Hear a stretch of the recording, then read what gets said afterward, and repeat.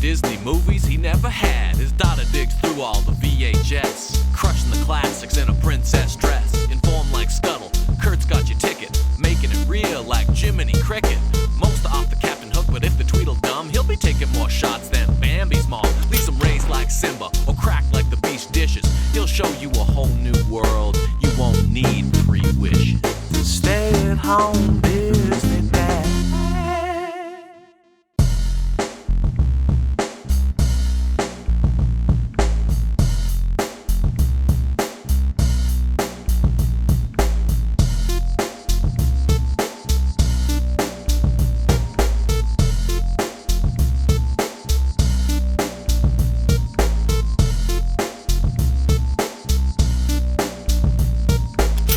What the hell is this?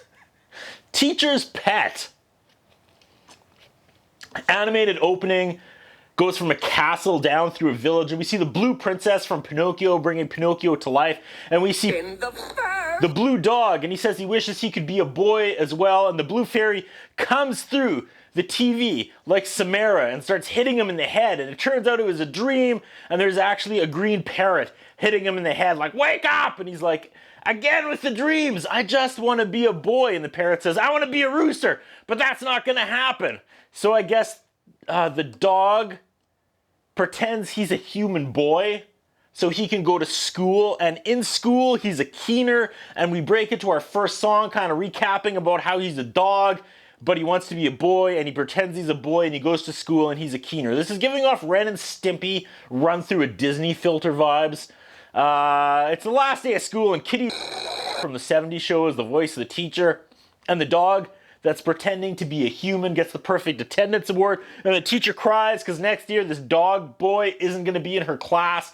But then there's a real boy, like this dog's owner named Leonard, that lives with him, and he wants this dog to be a dog. But if you've missed the first 10 minutes of this, the dog doesn't want to be a dog, the dog wants to be a boy. Now the teacher, who is also the actual human boy Leonard's mom, won her way into a teacher's competition in Florida, and she can use the principal's Winnebago, but his only rule is that no dogs allowed in it. This movie is moving fast. The kid is saying goodbye to his dog, and he breaks into song. This is nonsense. Again, it's like Ren and Stimpy for kids. I'm not sure who this movie's target audience was back in 2004. Inside the house, the animals are watching TV, and the dog clicks the channel, and we see a talk show parody of Jerry Springer, who's interviewing a mad doctor who claims he can indeed turn animals into humans. That's convenient. So the dog and the mean green parrot and the orange cat want to go to Florida to get to the mad scientist doctor. The one thing this movie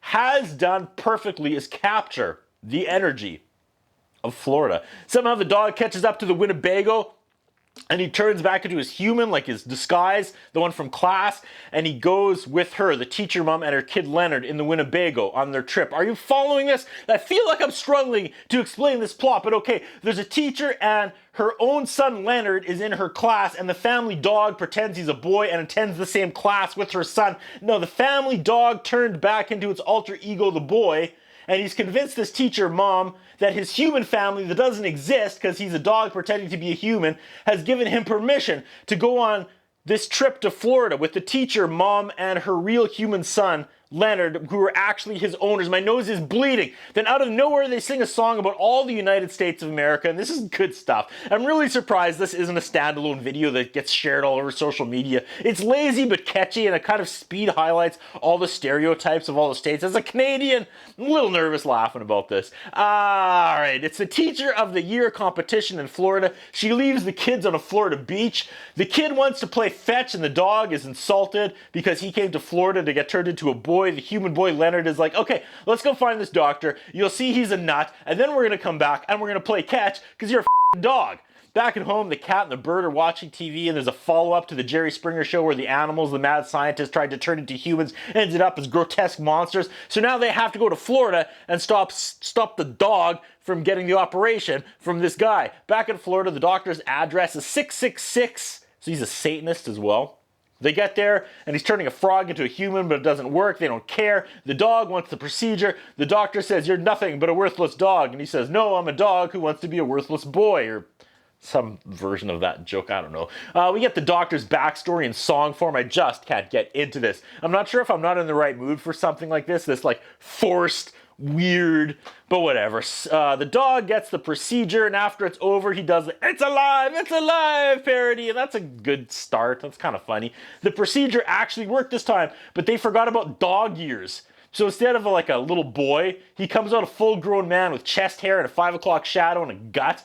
The mad scientist, though, won't let him leave because he wants to tour the world to show everyone that the procedure works, like to take this guy with him on tour. So he locks this new man and the old boy in the dungeon. Okay, so there's this weird kid, Ian, from class. I didn't mention him off the top because I didn't think it was important, but at the beginning of the movie, he was talking about his brilliant scientist uncle and then he was spending time at his house this summer. Turns out this is Ian's uncle, so Ian is there, he sees his friend in the dungeon, and he uses the passcode, and he lets the boy and the man out. The man and the boy get in a little boat, and they paddle away across the moat. All the voice actors in the show sound like big deals, like they're A-list, which is very confusing to me, that this script had that much money attached to it. Like, I think Seinfeld's mom is in this, pretty sure John Lithgow is the scientist. I don't know, I'm not great with celebrities and names, I'm really not. Anyway, they find some missing dogs and get a $500 reward, so they go shopping and give this old guy a makeover. Now they have to get back to the beach to meet mom, and she sees the adult man with her little boy and is like, "Who are you? You look familiar." He says he's one of her teacher competitors from the competition. They explain to her that the other kid, who's the dog pretending to be a boy, got called by his family and had to go back home, and she's like, "All right, no more questions." I still cannot wrap my head around what is going on here. I'm trying to think of like 2004 and what was happening in pop culture and what this movie was an answer to for Disney. He has coffee for the first time and freaks out, amen brother. The mom invites the man to stay for supper and is giving him the eyes. So is she gonna, like, does she wanna? He tries to explain to the kid that he's gonna be his dad now. This is insane.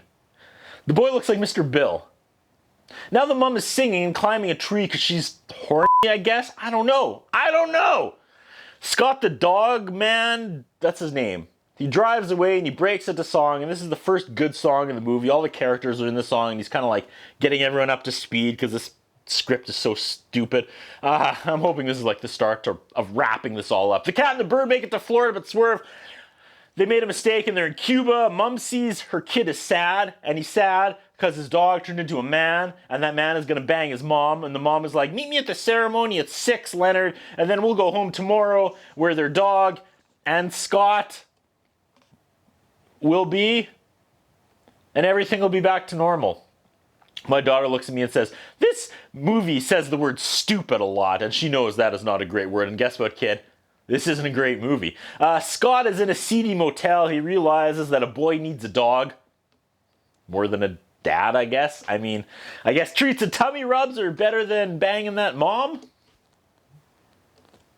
Maybe do it twice, buddy, just to make sure before you do this. But yeah, back in the Winnebago, the boy has an epiphany, and he says he knows how he can make this all right. Like, this is Leonard.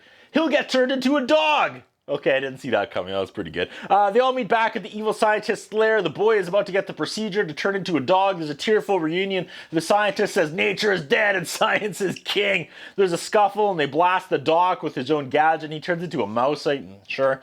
Then the machine is going to blow, but the dog turned man stands in front, takes one last blast before the machine explodes. When the smoke clears, we get the third act climax death scene scare. But Scott the man is back to being the dog. Back home, we have a song about how he's glad to be a dog. Did Kitty win the Teacher of the Year award? We don't know. Wow. Folks. Terrible. Nathan Lane, Kelsey Grammer, not John Lithgow. They sound nothing alike. Sean Fleming, Deborah Jo Rupp, Jerry Stiller, Paul Rubens, Megan Mullally. This was one of the worst Disney movies I've ever seen. And I don't say that lightly. And I try to find good in a lot of these, but this one was bad. That's what I think about. What do you think? What we have is a concern about Curtis Anderson. His interviewing style is not the best. His personal appearance is not the best. I was wondering if the man